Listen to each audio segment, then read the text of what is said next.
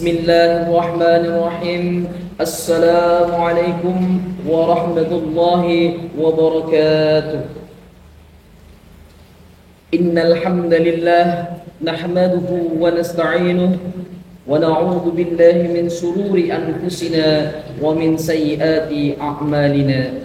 Man yahdihillahu fala mudilla lahu wa man yudlilhu fala hadiya lahu.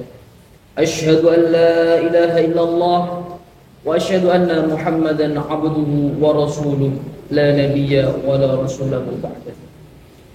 Qala Allah ta'ala fil Qur'anil Karim, inna nahnu nazzalna adh-dhikra wa inna lahu lahafidhun. Wa qala aidan wa qala Rasulullah sallallahu alaihi wasallam, Iqra'ul Qur'ana fa innahu ya'ti yaumal qiyamati syafi'an li ashabi. Jemaah yang dimuliakan Allah Subhanahu wa taala, khususnya anak-anakku tercinta dari Madrasah Aliyah Negeri 2 Karanganyar yang saya banggakan. Pertama-tama marilah kita panjatkan puja dan puji syukur kita kehadirat Allah Subhanahu wa taala, karena pada kesempatan kali ini kita masih diberikan kenikmatan dan kesehatan oleh Allah Subhanahu wa taala, sehingga kita bisa mendengarkan, masih bisa menikmati indahnya berpuasa di bulan suci Ramadan ini. Alhamdulillah rabbil alamin. Yang kedua, tak lupa sholawat serta salam tetap tercurahkan kepada junjungan beliau baginda Nabi Agung Muhammad sallallahu alaihi wasallam, yang tentunya kita nantikan syafaatnya dari mulai di dunia sampai di akhirat nanti. Dan semoga kita semua kelak diakui menjadi umat baginda Nabi Agung Muhammad sallallahu alaihi wasallam. Hadirin yang dirahmati Allah Subhanahu wa taala. Allah Subhanahu wa taala telah menurunkan kitab-kitab sebagai pedoman bagi umat Islam ataupun umat terdahulu.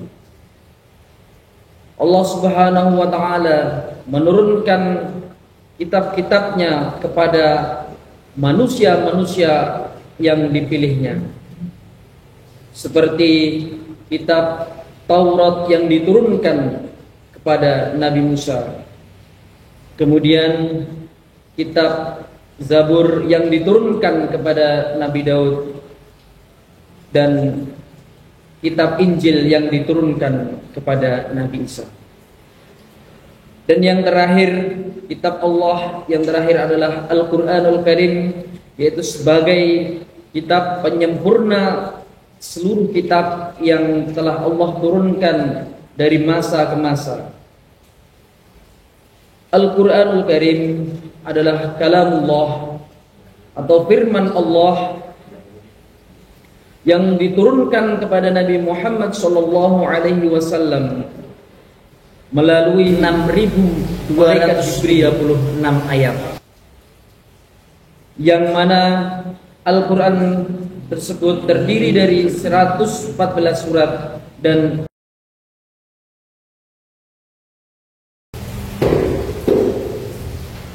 Al-Quranul Karim di dalamnya membahas tentang berbagai macam-macam topik-topik tertentu. Yang pertama yaitu membahas tentang firman Allah, yang mana Allah Subhanahu wa taala berfirman bahwasannya Al-Quranul Karim firman-firman yang telah Allah firmankan, yaitu masih terjaga atau masih terjaga keasliannya. Bahkan Allah Subhanahu wa taala yang menjaga Al-Quranul Karim itu sendiri.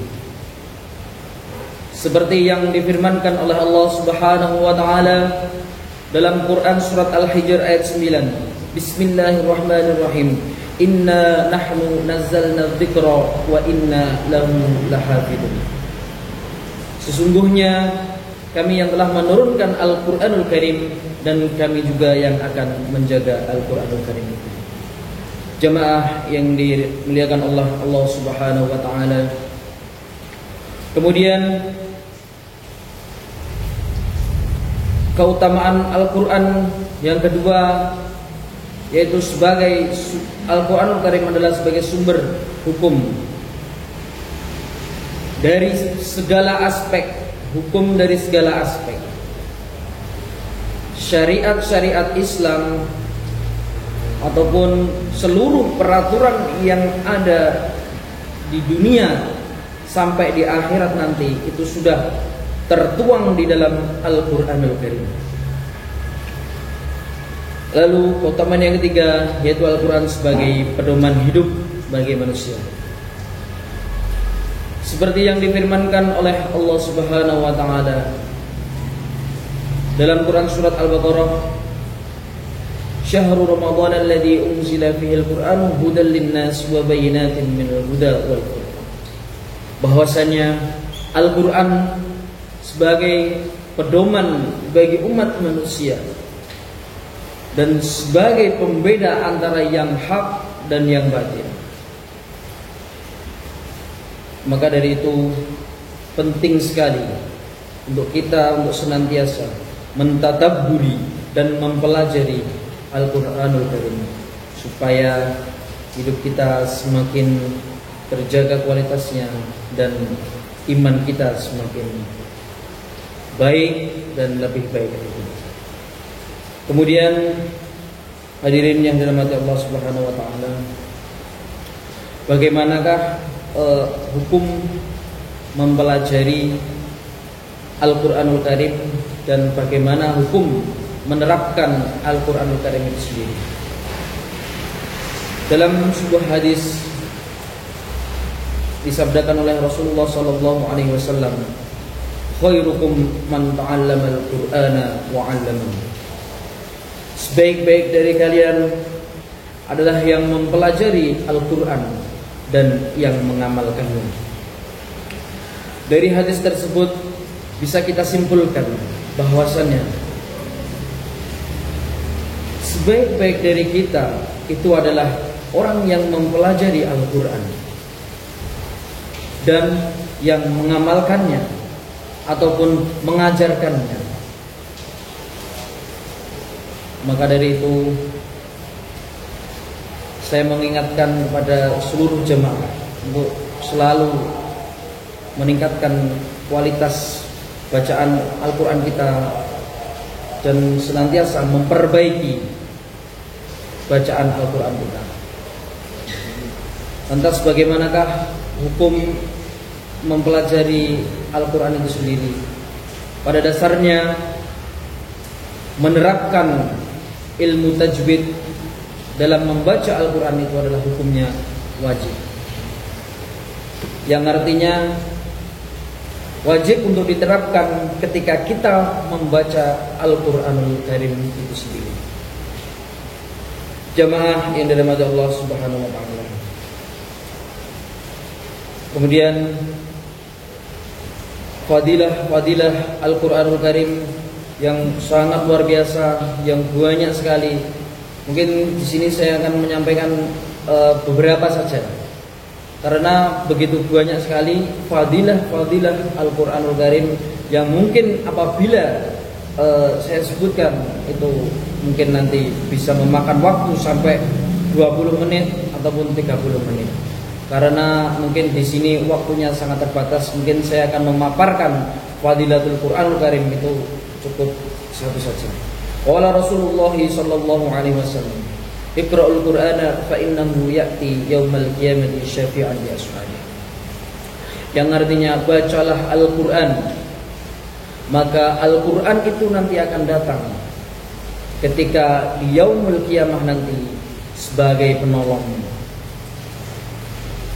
Jemaah yang dirahmati Allah Subhanahu wa taala, dari hadis tersebut kita bisa menyimpulkan apabila kita mau menjadi sahabat Al-Quran, maka bagaimana caranya? Yaitu dengan kita perbanyak membaca Al-Quranul Karim, kita perbanyak mentadabburi Al-Quran, dan kita perbanyak belajar dan memahami Al-Quran. Terlebih lagi khususnya di bulan Ramadan yang suci ini, pahala dilipat gandakan oleh Allah Subhanahu wa taala berkali-kali lipat. Dengan pahala membaca Al-Quran itu sudah dilipat gandakan dan kemudian dilipat gandakan lagi oleh bulan Ramadan, maka pahalanya begitu sangat besar dan luar biasa. Hadirin yang dirahmati Allah Subhanahu wa taala, kita bisa menyimpulkan bahwasannya keagungan kitab suci Al-Qur'anul Karim, kita bisa menyimpulkan bahwasannya Al-Qur'anul Karim itu adalah pedoman bagi umat Islam dan pedoman bagi umat manusia. Jemaah yang dirahmati Allah Subhanahu wa taala, mungkin hanya ini yang bisa saya sampaikan. Saya berharap semoga ceramah yang singkat ini bisa bermanfaat untuk kita semua dan kedepannya bisa lebih baik lagi. Mungkin apabila ada salah kata, mohon maaf yang sebesar-besarnya. Walaupun minkum. Wassalamualaikum warahmatullahi wabarakatuh.